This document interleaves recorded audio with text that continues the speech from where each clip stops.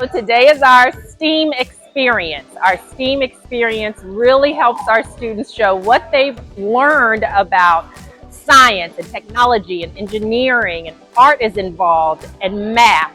It is such an exciting time for us because the students really get to show off skills and abilities that some people don't think they have.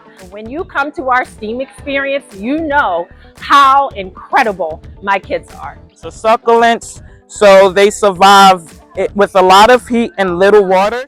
So that they're called succulents because they absorb a lot of water, but if you feed them too much, they can die. They absorb and save up their water like cactus so they can actually survive for a longer time. And it was neat to see how they took ownership of those projects and tweaked them and made them their own. And we also, as teachers, it's a motivation for us because we see the learning process of it.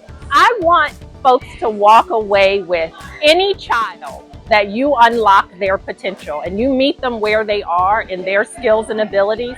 Any child can produce at this magnitude. There is something for everyone here. There is something for every student to achieve. So I want folks to walk away with the fact that our kids did this. Our school, Baltimore campus, our kids did this, and they did a fantastic job. And I would have them represent me anywhere, anytime.